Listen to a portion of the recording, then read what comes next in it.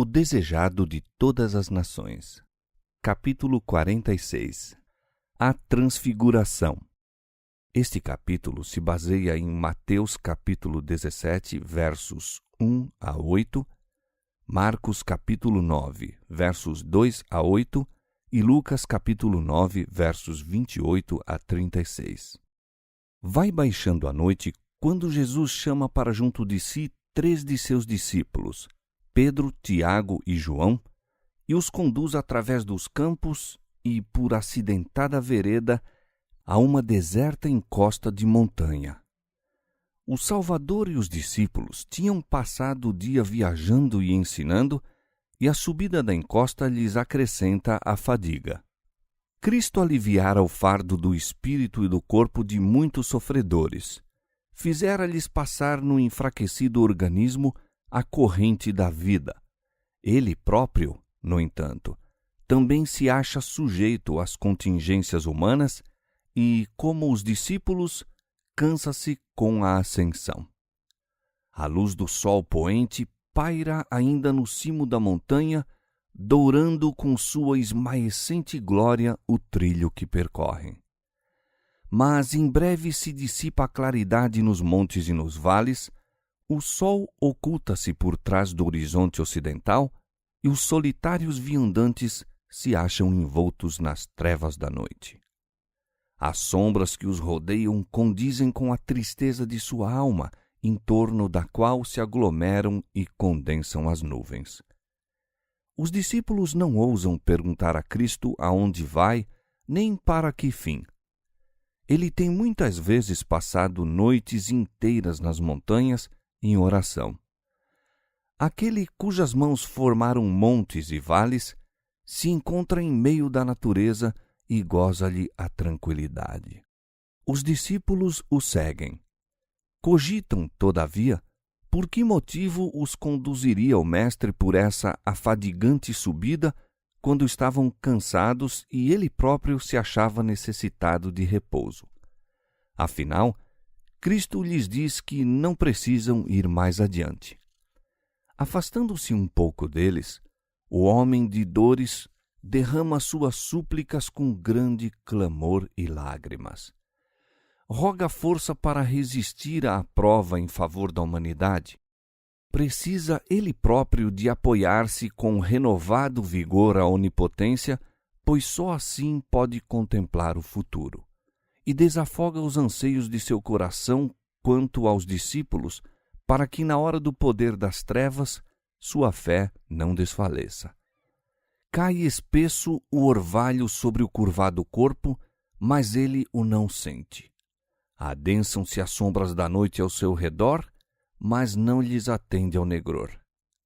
Assim se passam vagarosamente as horas. A princípio, os discípulos unem as próprias preces às suas, com sincera devoção. Algum tempo depois, porém, são vencidos de cansaço e, mesmo esforçando-se por conservar o interesse, ei-los adormecidos. Jesus lhes falara de seus sofrimentos, levara-os consigo para que se lhe unissem em oração. Está mesmo então a interceder por eles.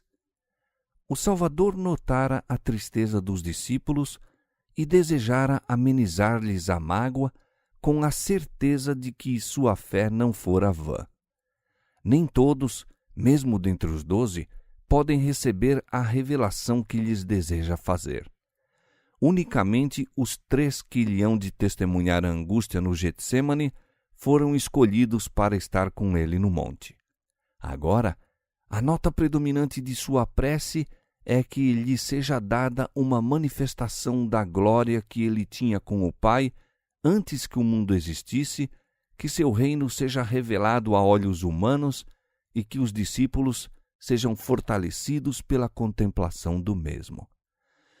Roga que testemunhem uma manifestação de sua divindade, que, na hora de sua suprema agonia, os conforte com o conhecimento de que ele é, com certeza, o Filho de Deus e que sua ignominiosa morte é uma parte do plano da redenção.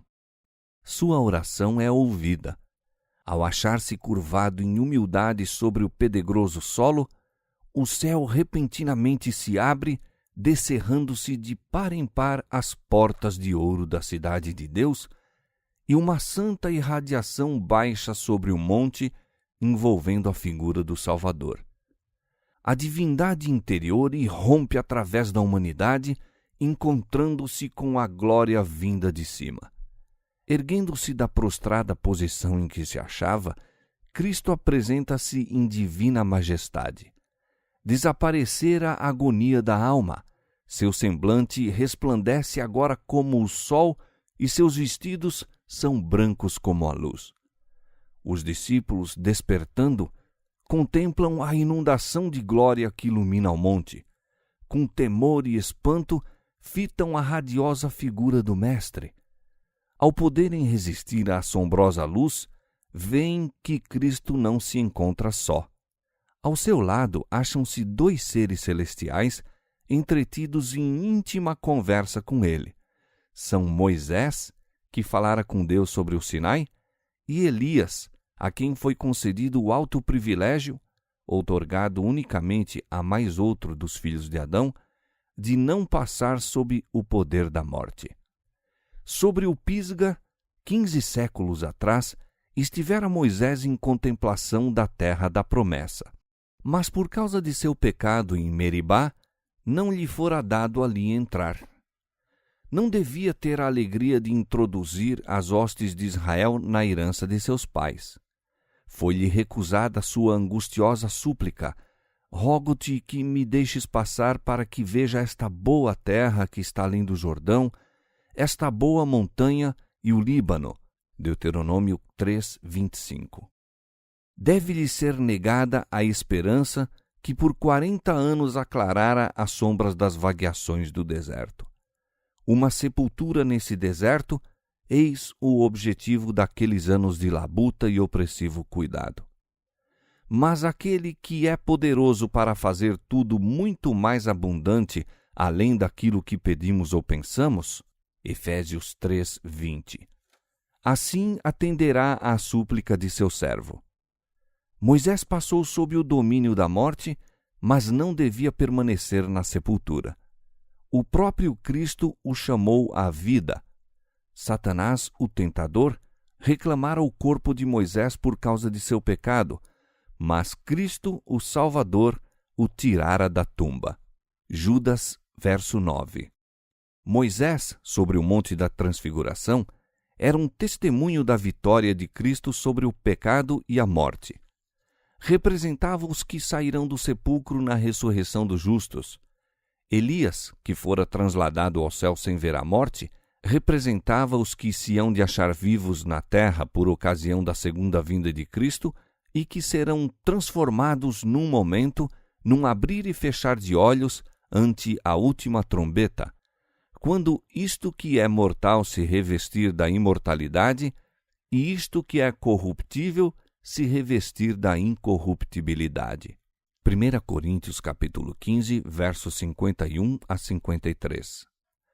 Jesus estava revestido da luz do céu, como há de aparecer quando vier a segunda vez, sem pecado para a salvação.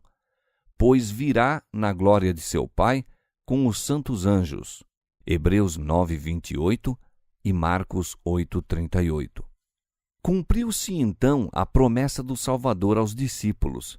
Sobre o monte foi representado em miniatura o futuro reino da glória, Cristo, o Rei, Moisés como representante dos santos ressuscitados e Elias dos transladados.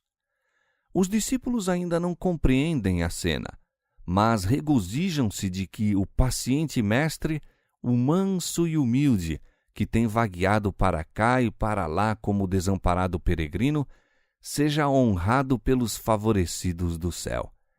Creem que Elias veio para anunciar o reino do Messias e que o domínio de Cristo está prestes a se estabelecer na terra. A lembrança de seu temor e decepção querem eles banir para sempre.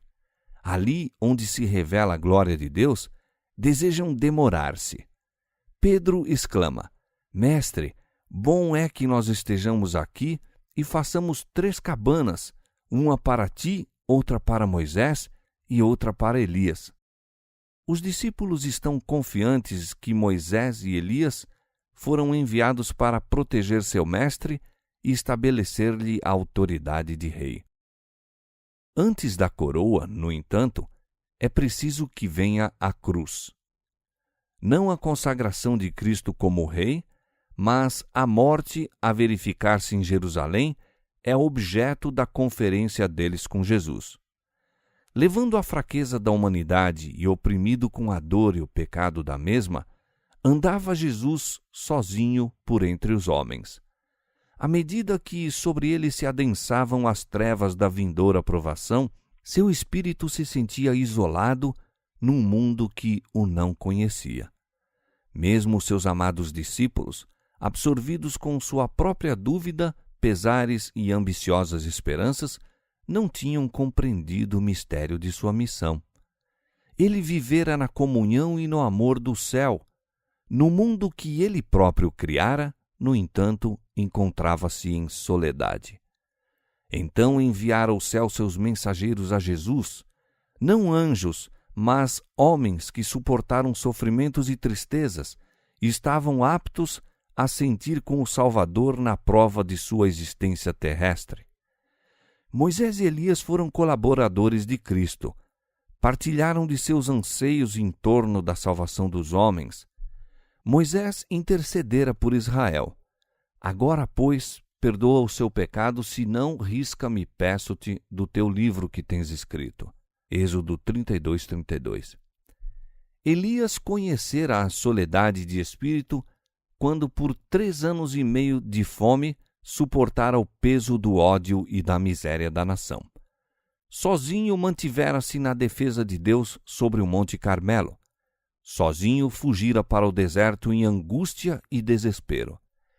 Esses homens, escolhidos de preferência a todos os anjos que rodeiam o trono, tinham vindo conversar com Jesus acerca das cenas de seu sofrimento e confortá-lo com a certeza da simpatia do céu.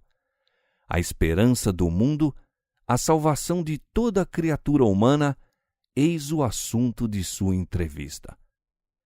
Por haverem sido vencidos pelo sono, os discípulos pouco ouviram do que se passara entre Cristo e os mensageiros celestiais.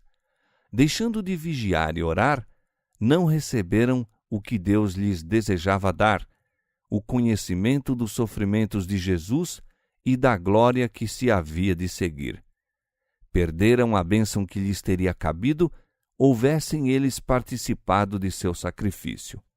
Tardios de coração eram esses discípulos, tão pouco sabendo apreciar o tesouro com que o céu os buscava enriquecer. Receberam, contudo, grande luz.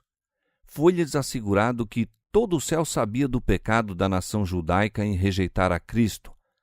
Foi-lhes proporcionado mais claro conhecimento da obra do Redentor. Viram com os próprios olhos e com os próprios ouvidos ouviram coisas que estavam além da compreensão do homem. Eram testemunhas oculares de sua majestade, 2 Pedro 1,16, e reconheciam que Jesus era de fato o Messias, de quem haviam testificado patriarcas e profetas, e que, como tal, o aceitava o universo celeste. Estando ainda a contemplar a cena sobre o monte, eis que uma nuvem luminosa os cobriu. E da nuvem saiu uma voz que dizia: Este é o meu amado Filho, em quem me comprazo. Escutai-o. Ao contemplarem a nuvem gloriosa, mais resplandecente do que aquela que ia adiante das tribos de Israel no deserto, ao ouvirem a voz de Deus falando em terrível majestade, fazendo tremer a montanha, os discípulos caíram por terra. Ali permaneceram prostrados, o rosto oculto, até que Jesus se aproximou e os tocou, dissipando os temores com sua conhecida voz: Levantai-vos e não tenhais medo. Aventurando-se a erguer os olhos, viram que a glória celestial se dissipara e as figuras de Moisés e Elias haviam desaparecido. Estavam no monte a sós com Jesus.